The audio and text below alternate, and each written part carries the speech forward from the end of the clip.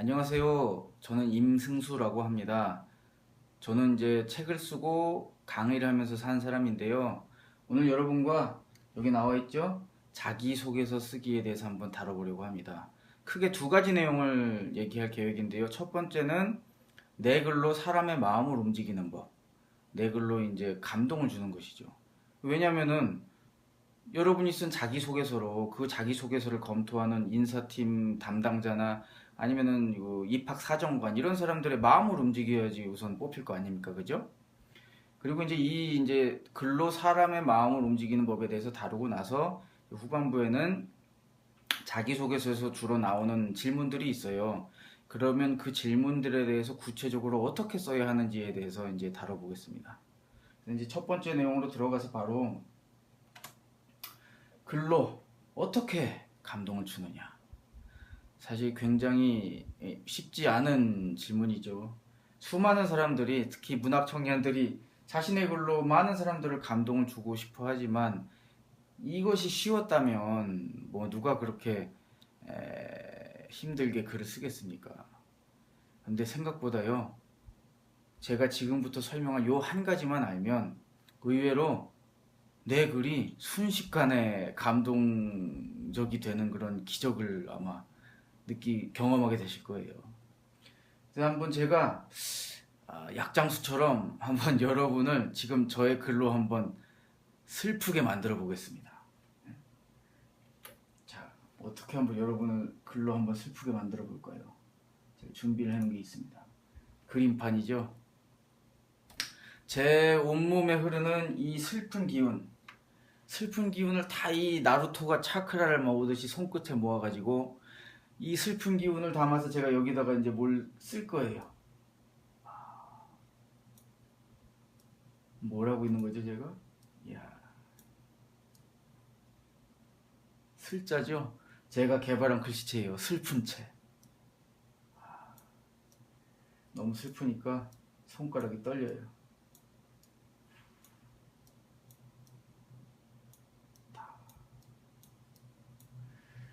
와, 쓰고 나니까 어때요, 여러분? 이 글씨 보고 슬퍼지세요? 아, 역시 약장수가 그렇죠. 실패했네요, 그죠? 여러분 전혀 안 슬프잖아요. 벌써 이제 강의 안 들으려고 하시는 분 계신가 본데, 여러분 지금 제가 했던 행동이 바로 여러분이 하는 행동이에요. 이게 무슨 뜻이냐면, 여러분 슬플 때 뭐라고 쓰세요? 슬프다라고 쓰시잖아요. 기쁠 때 뭐라고 쓰세요? 기쁘다라고 쓰시죠. 여러분 제가 슬픈 책까지 새로 만들어서 여기 슬프다라고 썼습니다. 보시고 슬프세요? 전혀 안 슬프죠. 만약 슬픈 분이 있다면 병원 가보셔야 되는 분이에요. 그런데 너무 많은 사람들이 자신이 슬플 때 그 슬픔을 표현하기 위해서 뭐라고 씁니까? 슬프다라고 쓰죠. 바로 거기에서 가장 큰 문제가 생기는 거예요. 다시 파워포인트를 띄워서 우선 답부터 알려드릴게요. 어떻게 하면 글로 감동을 줄 수 있는 것인가? 제가 여기 써놨죠? 감동은 디테일에서 나온다. 자, 감동은 어디서 나온다고요? 그렇죠. 감동은 디테일에서 나온다. 자, 그러면은 뭐 디테일이라고 하는 단어가 이제 뭐 영어 단어인데 뭐 세부적인 거 뭐 이런 뜻이잖아요. 근데 그렇게 간단한 건 아니에요. 그러니까 오늘 이 강연의 중요한 핵심 중에 하나는 제가 여기다 써놓은 이 디테일, 감동은 디테일에서 나온다는데 이 디테일이 무엇인지를 알아나가는 과정이 될 겁니다. 제가 여러분한테 이제 예문 두 가지를 보여드릴게요. 제가 이렇게 뭐 특강 형태가 아니라 글쓰기를 뭐 3강, 4강, 뭐 심지어 8강 이런 식으로 길게 긴 호흡의 강의를 하는 경우가 있어요. 그럴 때는 제가 항상 내는 과제 중에 하나가 장점에 대해 써봐라. 제 강의 듣는 분들한테 장점에 대해 써봐라 라는 그 과제를 꼭 내줍니다. 그리고 이제 제가 판단 기준, 평가 기준을 얘기를 해줘요. 평가 기준이 뭐냐면 맞춤법 같은 거는 제가 안 봐드리고 너무 힘들어요. 그런 거 다 봐드리면 제가 평가 기준을 이렇게 얘기합니다. 내가 당신이 낸 그 과제물을 읽고 야, 이분은 참 진짜 이런 장점이 있겠구나 라고 한번 내가 그렇게 생각이 들도록 만들어보라 이거예요. 그러니까 쉽게 얘기하면은 당신의 글로 나의 마음을 움직이고 내가 그렇게 생각하도록 만들어보라는 겁니다. 그거를 평가 기준으로 내줘요. 그리고 나서 받은 과제물 중에 몇 개를 지금 추려가지고 제가 가져온 거예요. 그 중에 이제 가장 먼저 보여드릴 예문인데 아마 이 예문 보시면 많이 보던 글일 겁니다. 여러분이 주로 쓰셨던 글이랑 굉장히 유사한 글일 거예요. 그리고 그 바로 최악의 글이기도 해요. 지금부터 한번 제가 이 예문을 읽어드릴게요. 같이 봅시다. 저희 장점은 협업을 지향하는 것입니다. 학창시절 방송부의 부장으로 활동하였을 때 방송부의 인원이 부족해 행사 진행이 어려운 상황이었습니다. 행사를 앞두고 마땅한 대안이 없는 상황에서 제가 영상 디자인부와의 협업을 제시하였습니다. 기존 구성원과 약간의 갈등이 있었지만 효율성을 내세워 설득한 후 체계적인 역할 분담을 하였습니다. 그 결과 팀워크가 잘 맞아 행사를 성공적으로 마칠 수 있었습니다.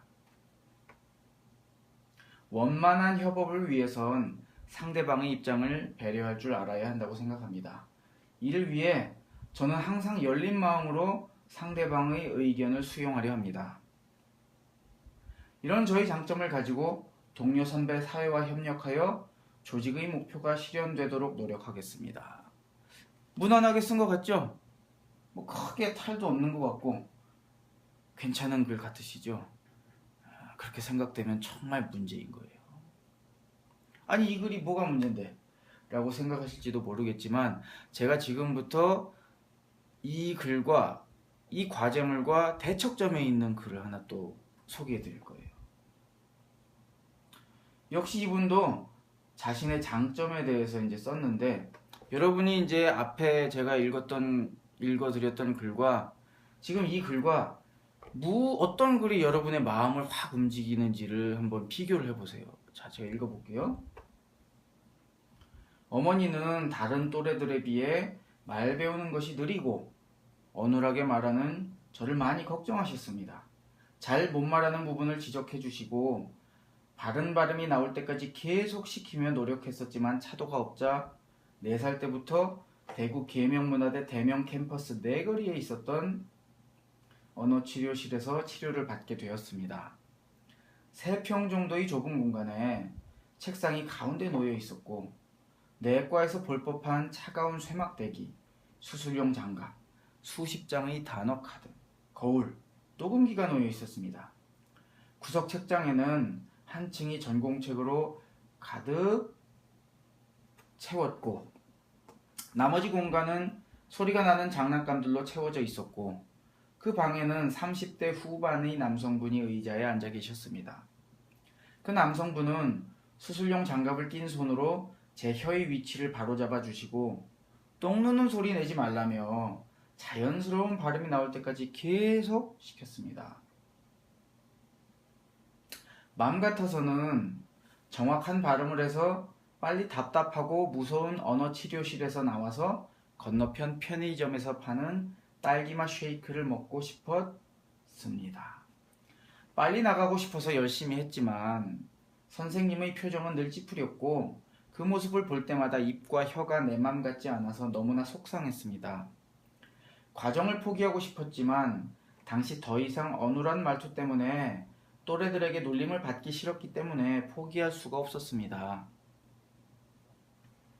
너무나 수치스러웠기 때문입니다.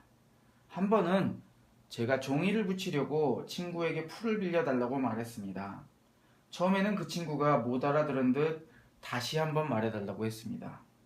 다시 말하자 그 친구는 피식 웃은 채 다시 한번 말해달라고 했습니다. 그날 풀 좀 빌려줄래? 를 10번도 넘게 말했습니다. 상당히 수치스러웠고 화가 났지만 참을 수밖에 없었습니다.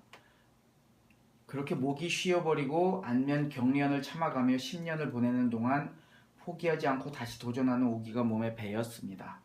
앞으로 프로젝트를 하면서 수많은 시행착오를 겪지만 다시 도전할 수 있는 자신감이 있습니다.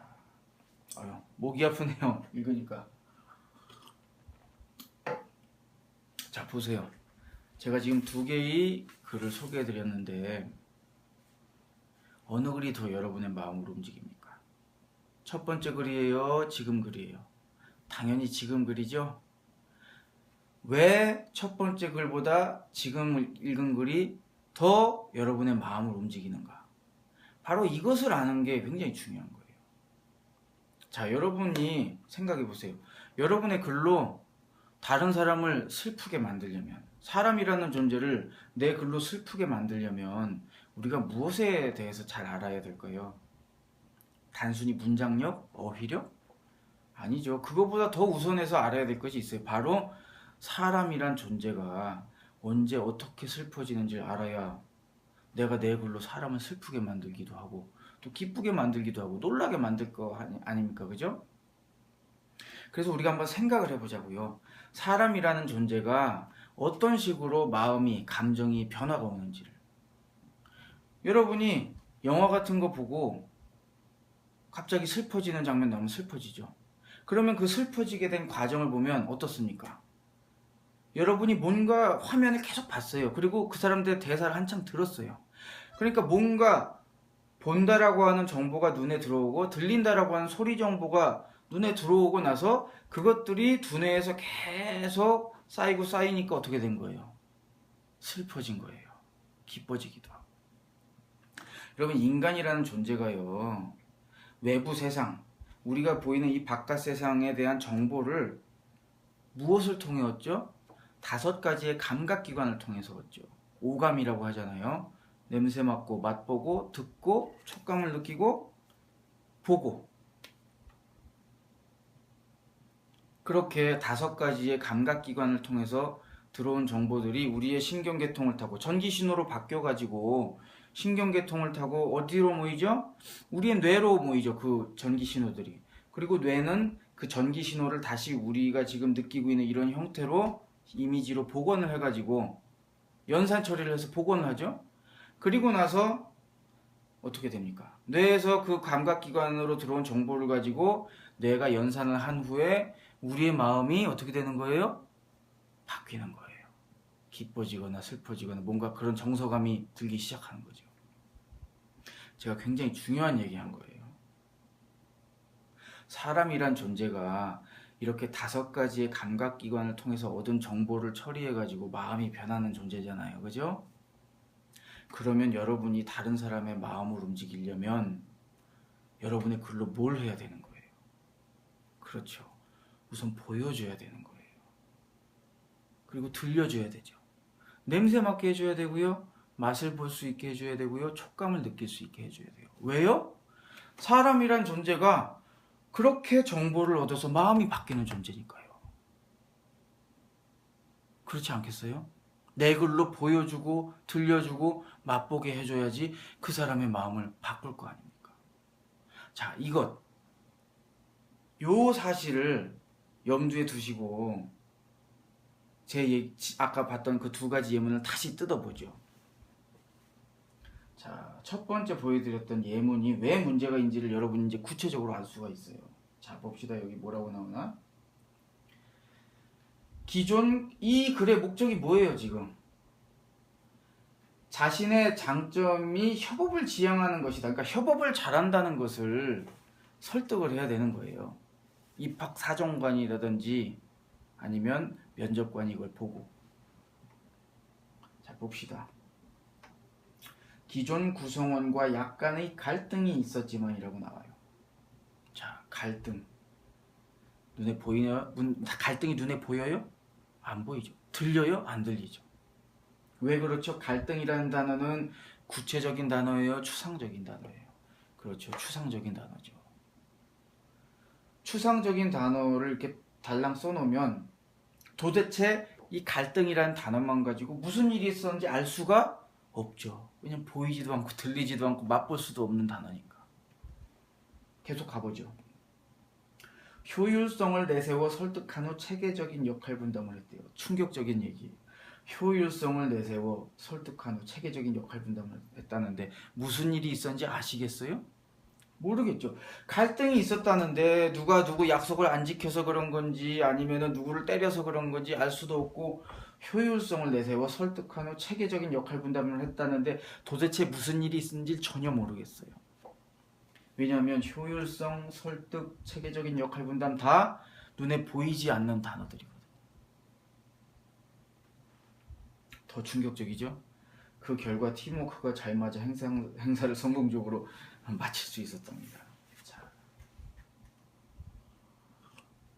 도대체 우리는 이 글을 읽고요. 이 친구가 무슨 일을 경험했으며 무슨 일을 얘기하는 건지를 떠올릴 수가 없어요. 왜냐면 이 글은 보여주지도 않았고 들려주지도 않았고 여러분의 오감을 아무것도 자극하지 않았기 때문에 그렇죠. 여러분의 오감을 자극하는 내용이 없으니 여러분 머릿속에 떠오르는 이미지가 전혀 없어요. 떠오르는 이미지가 없으니 생생하지가 않고 그러니 여러분의 마음이 우리의 마음이 편하지가 않는 거예요. 자, 이번에는 아까 말씀드린 또 하나의 예문을 보죠. 자, 뭐라고 나오는지 봅시다.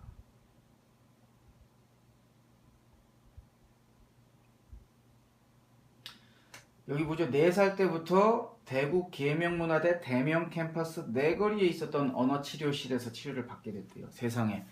우린 이쯤 되면 찾아갈 수 있어요. 그죠? 네이버 지도 같은 것만 가지고 이렇게 앱으로 해도 찾아갈 수 있어요. 보세요. 그 다음에 3평 정도의 좁은 공간에 아니 누가 몇 평이냐고 물어봤어요. 그런데 그냥 좁다라고 하면 느낌이 안 오지만 3평 정도의 좁은 공간이라고 하면 여러분 머릿속에 그 공간의 크기가 떠오르죠. 이게 중요한 거예요. 내과에서 볼 법한 차가운 쇠막대기, 수술용 장갑, 수십 장의 단어 카드, 거울 녹음기가 놓여 있었대요. 자, 계속 이 글로 여러분의 뭘 자극하고 있어요? 시각을 자극하고 있어요. 이런 물건들의 이미지가 여러분 머릿속에 떠오르면서 이 언어 치료실의 어떤 정서감, 어떤 약간 삭막함이 느껴지잖아요. 계속 여러분의 시각을 자극하고 있죠? 구석 책장에는 한 층이 전공책으로 가득 채웠고 나머지 공간 소리가 난 장난감들로 채워져 있었고 30대 후반의 남성분이 의자에 앉아 계셨고 뭐 수술용 장갑을 낀 손으로 혀의 위치를 바로잡아 주시면서 똥 누는 소리 내지 말라고. 이제 여러분의 시각을 자극하다가 청각도 자극하는 거예요. 아무래도 언어 치료를 하다 보니까 뭐 이렇게 혀의 위치를 바로잡아 주다가 어눌한 소리가 나왔겠죠. 그 소리가 들리는 듯 하잖아요. 그죠? 그리고 이제 미각도 자극하네. 빨리 언어 치료실에서 나와가지고 건너편 편의점에서 파는 딸기맛 쉐이크 먹고 싶다고 그러잖아요. 그리고 이 뒤에 보면은 또래들에게 놀림을 받기 싫어서 포기할 수 없다고 나오는데 그 놀림이라고 하는 것이 단지 추상적인 그 놀림에 대한 얘기로 끝나는 게 아니라 뭐라고 나오죠? 아까 들었던 거 기억하시죠? 풀 좀 빌려줄래를 10번도 더 넘게 말했다. 그렇게 얘기하는 소리도 들릴 뿐만 아니라 그 친구가 계속 반복해서 물어보는 장면이 머릿속에 떠오릅니다. 자, 이쯤 되면 우리는 야, 이 친구 참 힘들었겠는데 어떻게 그렇게 힘든 시기를 겪어내고 저렇게 말을 제가 이분 직접 만나서 이제 과제를 받은 사람이니까 만나서 봤는데 굉장히 원활하게 얘기를 잘 하세요. 야, 그걸 보면서 야, 얼마나 참 끈기가 있고 했으면은 저렇게 언어 치료를 잘 견뎌내고 저렇게 원활하게 얘기할까? 어느 쪽이 더 마음이 움직이겠어요? 이 글이죠. 이 글이 마음이 움직이는 뭐예요? 움직인 이유는 뭐예요? 여러분의 오감을 자극했기 때문이에요. 여러분에게 들려주고 보여주고 맛보게 해주고 그러니까 여러분 마음속에 이 사람이 경험한 일들이 생생하게 동영상처럼 떠오르고 그러다 보니까 마음이 움직이게 되는 거죠. 근데 의외로 이렇게 글을 쓰는 사람이 별로 없어요. 그래서 여러분이 여러분의 경험을 담을 때 예를 들어서 여러분 제주도를 다녀왔는데 기행문을 쓰려면 이렇게 많이 쓰죠. 제주도 풍경이 너무 멋있었어요. 그리고 나서 더 쓸 거 있어요? 없어요? 없죠. 그런데 멋있음이라고 하는 게 전해져요? 전해지지 않잖아요. 멋있음이 보여요? 들려요? 그렇지 않잖아요. 그럼 여러분이 제주도 갔던 그 느낌을 잘 전달하려면 멋있었다라고 하는 마음을 표현해야 되는 거예요. 여러분이 봤던 걸 글로 보여줘야 되는 거예요. 보여줘야 되는 것이죠. 제주도 밤바다에서 들었던 소리를 들려줘야 되는 것이고요. 그래야지 전달이 되겠죠.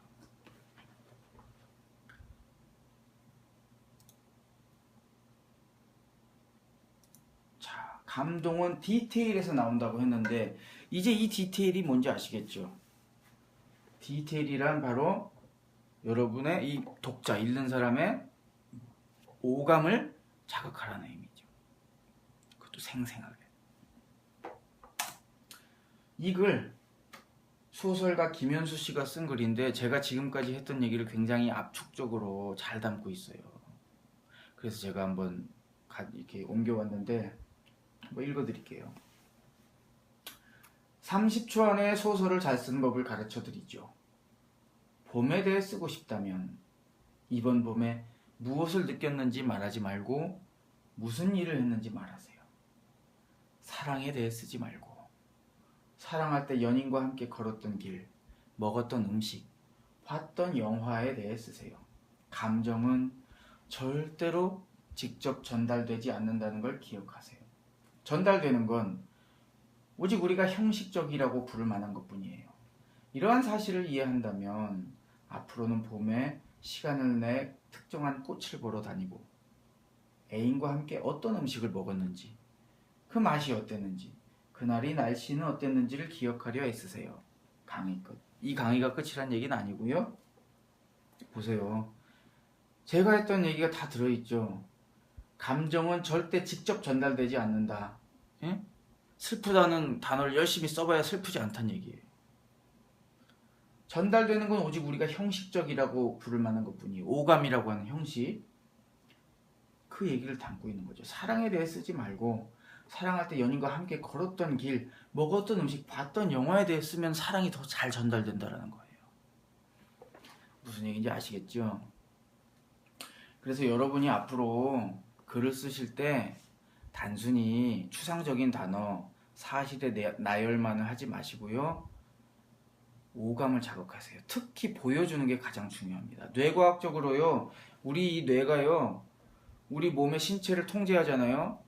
이 뇌의 4분의 1이 시각을 통제하는 데 쓰인대요.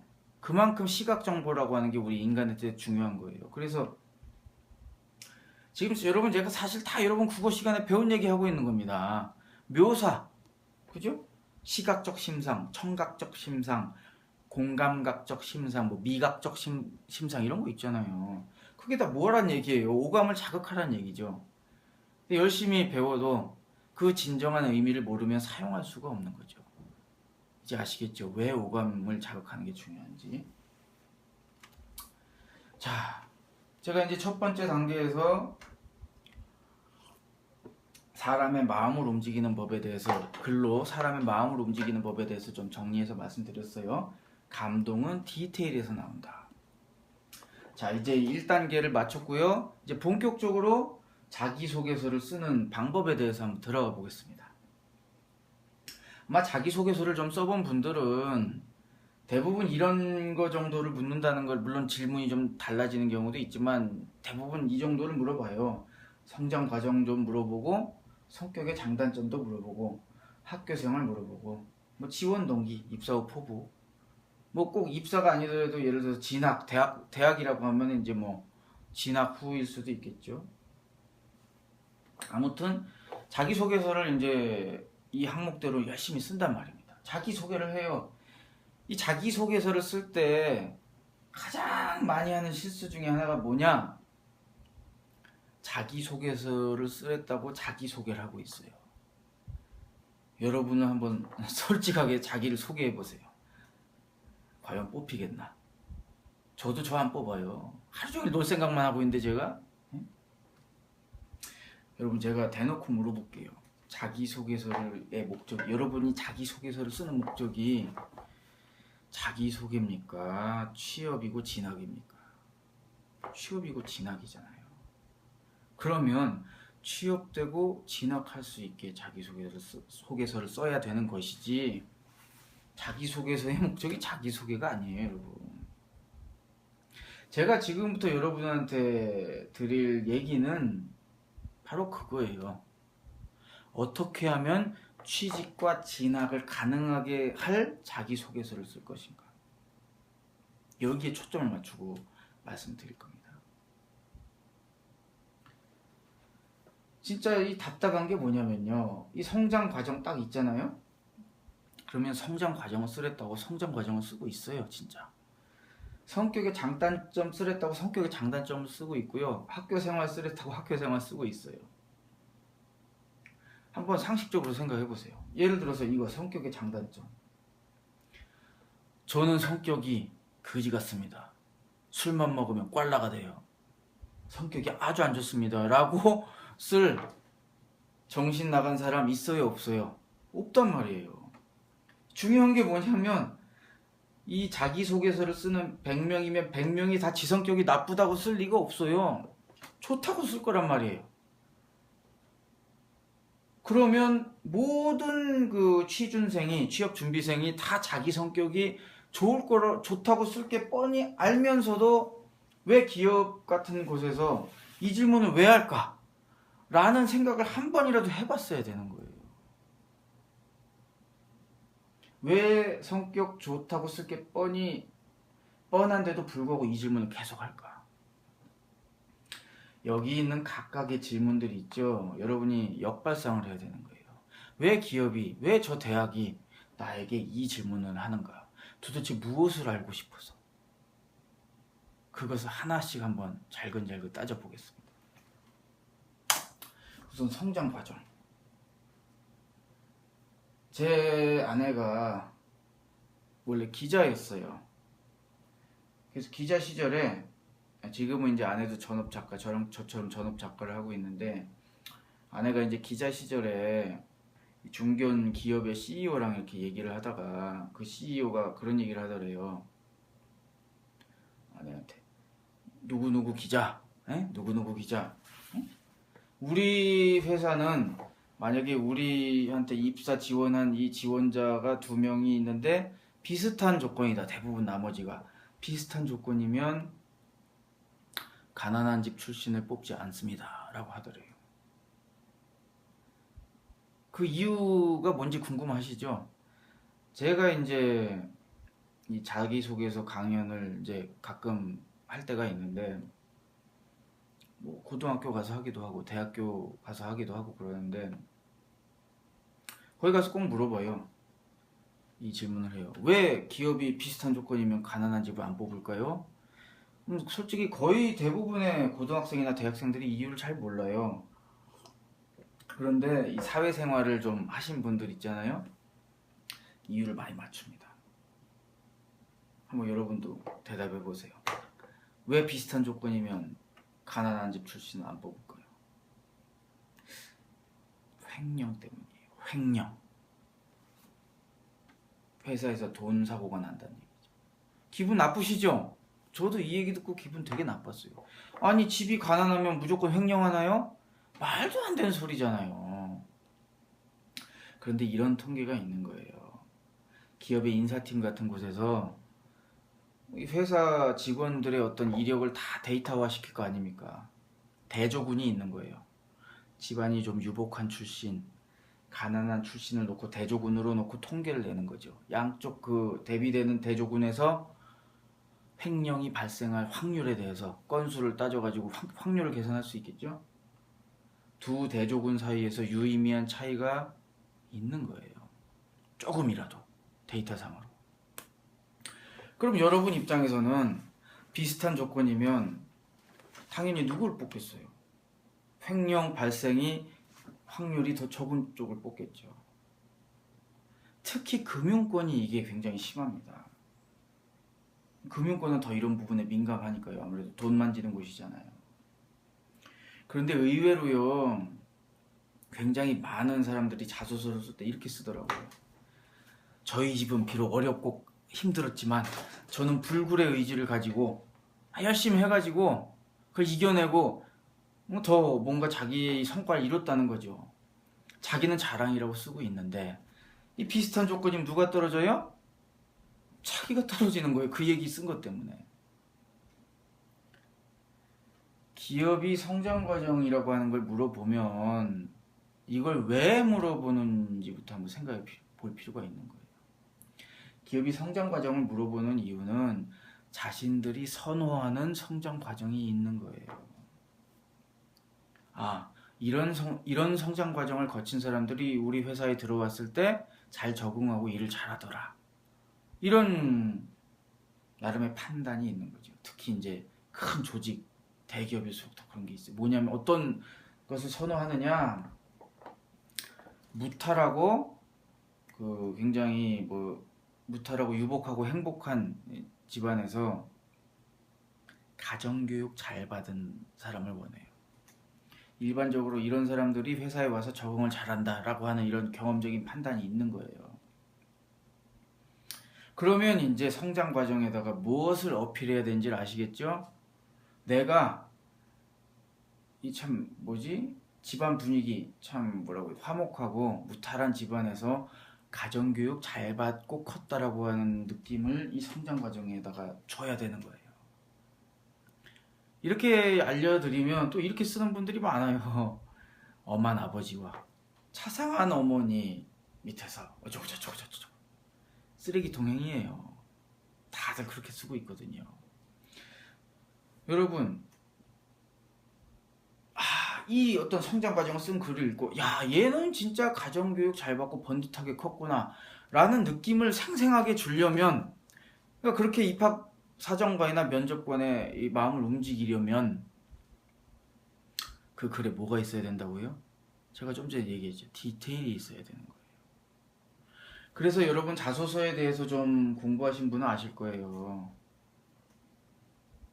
무엇을 중심으로 쓰라고 합니까? 에피소드 중심으로 쓰라고 그러죠. 그래서 어떻게 써야 되냐면, 여러분이 자라오면서 겪었던 일들 중에서 여러분의 부모님들이 여러분을 참 잘 가정교육을 시켰다 라고 하는 느낌을 줄 수 있는 사례를 찾아내서 그것을 두루뭉실하고 추상적으로 쓰는 게 아니라 동영상 수준으로 보여주도록 써야 되는 거예요. 풀 좀 빌려줄래? 10번도 더 넘게 했다라는 수준으로, 아까 보여줬던 예문 그 수준으로 써줘야지 그걸 읽고 이제 이 인사팀 담당자가 정말 이 친구는 참 가정교육 잘 받았구만, 번듯하구만, 이런 생각을 하게 되는 거죠. 무슨 얘기인지 아시겠죠? 그래서 성장 과정에서 무슨 병원에서 태어나서 이런 걸 구구절절히 쓰는 분이 있어요. 그런 거 궁금하지도 않아요. 인상적인 사례 한두 개만 탁 집은 다음에 그걸 가지고 가정교육 잘 받았다는 느낌, 잘 컸다라고 하는 느낌을 줄 수 있게 디테일하게 쓰는 게 중요한 거예요. 아시겠죠? 자, 성장 과정을 그렇게 썼다면 이제 성격의 장단점을 물어보는 경우도 많죠. 근데 제가 아까 얘기했다시피 성격 다 좋다고 쓸 텐데 이걸 왜 물어봐요? 그렇단 얘기는 사실상 성격이 아닌 다른 걸 알고 싶다는 이제 얘기인 거죠. 이 질문을 통해서 정작 알고 싶은 건 따로 있다. 무엇을 알고 싶은 것이냐? 업무 적합성을 알고 싶은 거예요. 얘가 지금 써놓은 성격이 우리가 이 사람을 뽑아서 일을 시킬 그 업무에 맞는 성격이냐를 알고 싶은 거예요.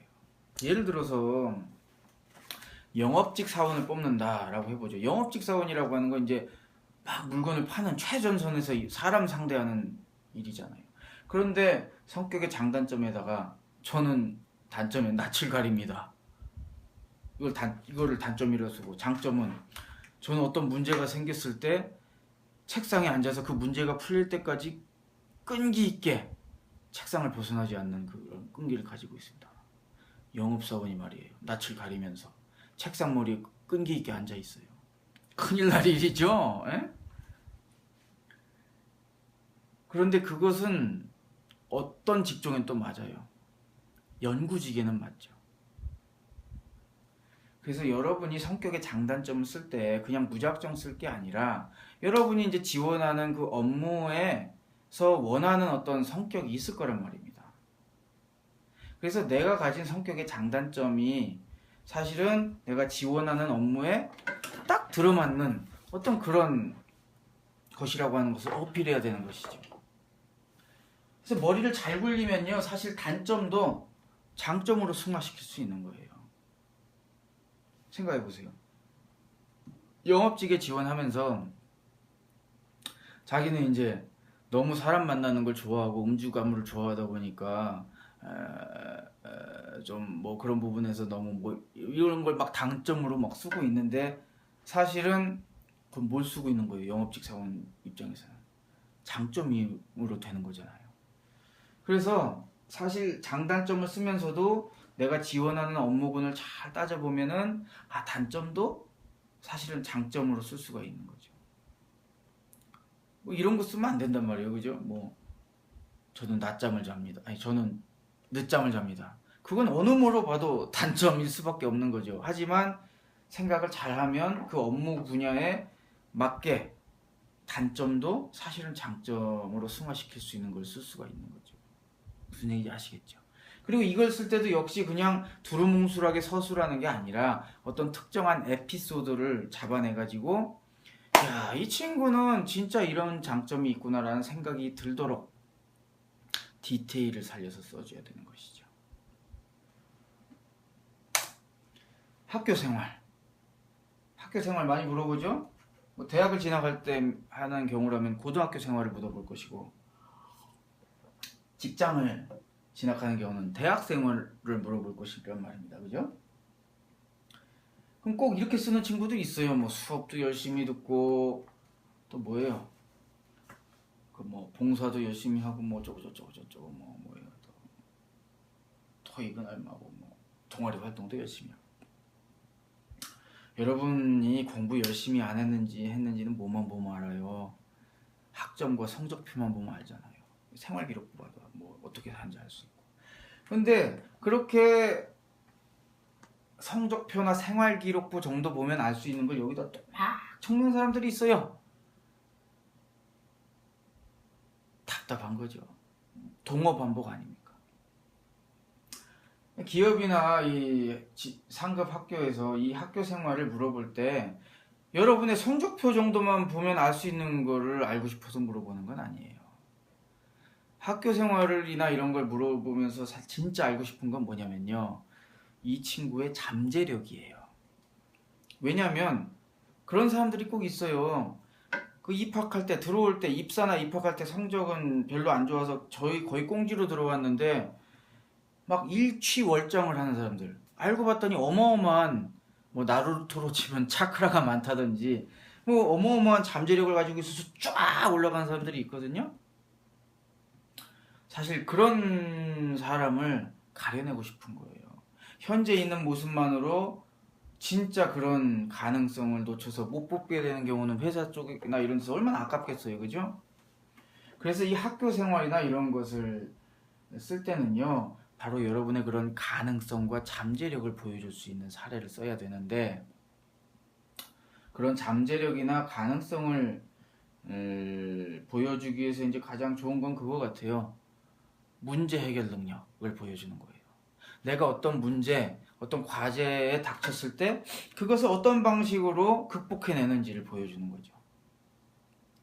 그래서 이 학교 생활을 쓸 때 물론 구체적으로 질문이 들어오는 경우도 있어요. 하지만 이제 학교 생활에 대해서 서술하라고 할 때는 예를 들어서 이런 식으로 쓰는 게 좋을 것 같아요. 대학, 하여튼 고등학교든 대학교든 자기가 이제 어느 쪽의 분야에서 취약한 부분이 있었는데 이 취약한 부분을 좀 더 업그레이드 시키고 좀 이렇게 개선하고 내 능력을 끌어올리기 위해서 내가 구체적으로 어떤 계획을 세웠으며 그 과정을 어떻게 준수했고 그 계획대로 실시했고 그래서 성과를 어떻게 얻었나. 그래서 여러분이 이 학창 시절에 했던 다양한 경험 중에서 여러분의 부족한 부분을 메우기 위해서 했던 노력들 그런 것들을 한두 개 정도만 탁 집어내서 굉장히 디테일하게 써주는 거예요. 역시 그거를 개선하기 위해서 구체적으로 어떻게 계획을 세웠고 그걸 실행해서 성과가 어떻게 났으면 거기서 무슨 교훈을 얻었는지를.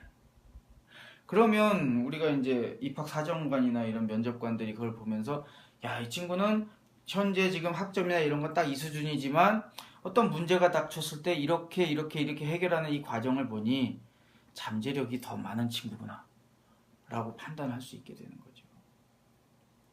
나는 뭐 진짜 한 게 없는데 그러면 여러분이 진짜 막말로 게임을 할 때 레벨을 올렸던 그 과정을 자세하게 쓴다든지, 아니면은 난 축구만 했는데 그럼 축구를 할 때 그 축구 실력을 향상시키기 위해서 구체적으로 무슨 연습을, 프리킥 차는 연습을 했으면은 뭐 그거를 예를 들어서 뭐 하루에 공을 놓고 50개를 찼다던가, 그래서 50개를 찼는데 왼쪽 구석과 오른쪽 구석으로 꽂는 연습을 했고 뭐 거기서 뭐 성공률이 점점 어떻게 올라가고 이런 거를 자세하게 써주라는 얘기예요. 왜냐면 디테일에서 감동이 나오니까. 두루뭉실하게 뭘 해서 좋아졌다 이렇게 얘기하면은 그 과정을 알 수가 없으니 마음이 안 움직일 거 아니에요, 그죠? 그래서 학교 생활을 쓰실 때는 그렇게 여러분의 잠재력을 보여줄 수 있는 그런 것, 그래서 어떤 여러분이 닥쳤던 어려움이나 문제를 해결해 나가는 과정 위주로 써주시면 그 잠재력을 볼 수 있다. 역시 디테일을 살려서. 그리고 지원 동기. 앞에 거 쫙 쓰다 오면 이쯤 되면 지치죠? 근데 여러분, 모든 자기소개서 쓰는 법을 다루는 그런 책이나 이런 데서 다 나오지만요, 지원 동기가 가장 중요해요. 왜냐하면 지원 동기라고 하는 것은 입장 바꿔 생각하면 회사나 학교 입장에서는 이 친구를 뽑아야 되는 이유잖아요. 그런데 이 지원 동기를 쓸 때 그렇게 쓰는 친구들이 많은 것 같아요. 예를 들어서 이제 제가 경험했던 사례를 말씀드리면, 제가 이제 경희대학교에서 학생들을 가르치고 있는데 제가 2학점짜리 교양 과목을 가르치고 있단 말이에요. 근데 이제 그거는 이제 그 과목에서는 제가 이제 경제나 철학에 대해서 가르치거든요. 근데 이제 1시간 정도는 제가 이 자기소개서 쓰기에 대해서 설명을 해줘요. 아무래도 대학생들이니까 얼마나 고민이 많겠어요. 되게 도움이 됐다라고 하는 얘기를 많이 하는데, 한 친구가 자기 자소서를 들고 저한테 온 거예요. 봤더니 이제 금융권 쪽에 지원을 하고 싶은데 마침 기업은행에 이제 지원하는 자소서를 들고 온 거예요. 그래서 지원 동기에다가 이제 그렇게 써놨더라고요. 자기는 이제 금융권에서 일하는 게 꿈이어서 금융권에 이렇게 지원, 뭐 이렇게 은행 쪽 일을 하고 싶어서 지원했다, 뭐 이런 식으로 쓴 거예요. 뭐 크게 나쁘지 않다고 생각하시죠, 여러분도? 제가 만약에 그 입사 지원서를, 그 자기소개서를 본 기업은행의 임원이다라고 하면 저는 무슨 생각이 들 거냐면요, 야, 은행에서 일하고 싶어서 지원했다고? 그러면 국민은행 가라. 왜 기업은행 오냐? 많은 친구들이 자기가 지원하는 그, 예를 들어서 금융권에 지원한다라고 하면 똑같은 자소서 막 다 써놓고 그냥 똑같이 지원하는 거거든요. 여러분, 연애를 한다고 생각할 때요, 내가 남자인데 나는 네가 여자라서 좋아, 상대방의 마음을 움직일 수 있을까요? 당연히 없죠. 네가 여자라서 좋은 게 아니라 네가 예를 들어서 뭐 이유리다라고 하면 이유리가 어떤 것이 있기 때문에 내가 너가 좋다라고 하면은 모르겠으나, 네가 여자고 나이가 20대여서 좋다라고 하면은 어이가 없는 거 아니에요? 그러면 다른 여자도 다 20대 나이, 에? 다 여잔데. 예, 기업은행에 지원하면요, 여러분, 기업은행에 지원하는 지원 동기를 써줘야 되는 거예요. 내가 너를 사랑한다, 기업은행. 내가 사학과를 진학하는데, 에? 단국대학교 사학과를 진학한다면 역사를 좋아해서 지원한다라고 써야 될 게 아니라 단국대학교 사학과를 지원하는 이유를 써줘야 되는 거예요. 예를 들어서 이렇게, 단국대학교 사학과에 윤내연 교수님이 계시는데 그분이 쓴 책, 고조선에 대한 책을 제가 읽고 너무 감명을 받았습니다. 저는 그 전까지 소고조선론, 그러니까 한사군이 평양 일대에 있었다라고만 생각을 했는데, 이 윤내영 교수님이 수많은 사료를 검토하면서 왜 이 평양에 있었다라고 하는 것이 잘못됐고, 다른 곳에 저 중국 대륙 안쪽에 있는 것이 한사군이 있었다라고 하는 게 맞는지를 설명을 하셨는데, 너무 감동적이었다. 그래서 제가 단국대학교 사학과에 지원하게 됐습니다. 여러분이 단국대학교 교수라고 생각해보세요. 윤내영 교수라고. 얘가 설사 성적이 좀 나쁘더라도 어떤 마음이 들겠어요?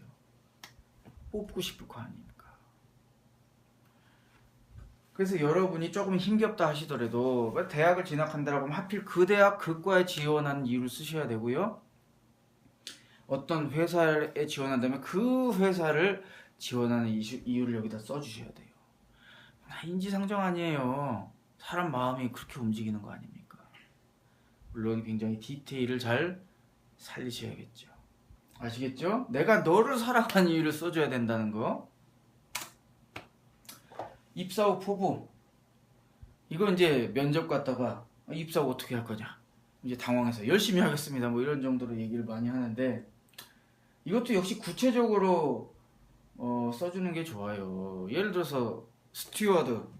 제가 대한항공이나 아시아나항공에 이제 지원하는데, 자네 입사 후 어떻게 할 건가? 그러면 그냥 열심히 하겠습니다랑, 제가 그 스튜어드가 됐을 때 저는 제가 이 스튜어드에 대해서 좀 알아보니, 그 기내의 어떤 그 승객들, 이 고객들이 이 스튜어드에 대해서 가장 많이 불평 불만하는 것이 제가 알기로는 이런 사안인 걸로 알고 있는데, 제가 그 부분에 대해서 잘할 수 있는 어떤 스튜어드가 되도록, 승무원이 되도록 노력을 하겠습니다. 굉장히 구체적이죠. 그러면은 이제 면접관이 듣고 나서, 야, 이 친구는 항공사에서 승객들이 어떤 것에 가장 불만을 가지고 있는지를 잘 알고 있고, 그걸 자기가 개선하기 위해서 입사 후에 이렇게 열심히 하겠다라고 한 이 정도로 관심이 있단 말인가. 디테일하신가. 마음이 움직일 거 아니에요. 그래서 여러분이 입사 후 포부 같은 걸 얘기하실 때도 단순히 열심히 하겠다가 아니라, 어떤 부분에서 이런 부분을 더 뭐 하겠다, 뭐 하다못해 무슨 정 안 되면 맨 마지막에 회사 불을 끄고 나오겠다, 이 거짓말이죠 당연히. 아니면은 뭐 내가 관련된, 내 업무 관련된 어떤 전문 서적을 일주일에 한 권씩 꼭 읽고 리뷰를 써볼 생각입니다. 이것도 거짓말이죠. 하지만 어쨌든 좀 구체적으로 얘기를 해줬을 때 역시 상대방의 마음이 움직인다는 겁니다. 저 친구는 우리 회사에서 그런 업무를 하는 걸 어떻게 알지? 이런 생각이 들 정도의 얘기를 하면 더 혹하겠죠. 자, 시간이 좀 많이 갔네요. 제가 오늘 말씀드린 얘기를 좀 정리하자면 뭐 이렇게 정리할 수 있을 것 같아요. 첫 번째, 자기소개서 쓰는 데 있어서 첫 번째, 그 읽는 사람의 마음을 움직이기 위해서는 그 글에 디테일이 있어야 한다는 거예요. 그 디테일이라고 하는 것은 동영상 수준으로 보여주고, 냄새 맡게 해주고, 들리게 해주고, 오감을 자극하라는 것이죠. 그리고 나서 이제 자기소개서를 구체적으로 쓰는 것에 대해서 말씀을 드렸는데, 역지사지. 저쪽이 왜 이 질문을 하는 건지를 파악을 해서 어떻게 해야 된다? 그 맞춤형으로 써주되 역시 디테일을 살려서 써줘야 된다. 성장 과정은 뭐 어떻게 써야 되고, 성격 장단점, 학교 생활, 지원 동기, 입사 다 기억나시죠? 아이고, 어쨌건 좀 긴 시간 찍다 보니까 좀 영상이 길어졌어요. 긴 시간 수고 많이 하셨고요. 뭐 좀 더 많은 얘기를 하고 싶지만 영상이 너무 길어질 것 같아서, 뭐 이 정도라면 어떻게 보면 여러분한테 조금이라도 도움이 될 수 있을 것 같으니까요. 열심히 힘내셔서 디테일을 살려서 정성스럽게 쓰시면, 여러분 이렇게 쓰는 사람 많지가 않아요. 여러분이 주목받고 진짜 합격할 가능성이 획기적으로 올라갈 거라고 생각합니다. 영상 듣느라 수고 많으셨어요.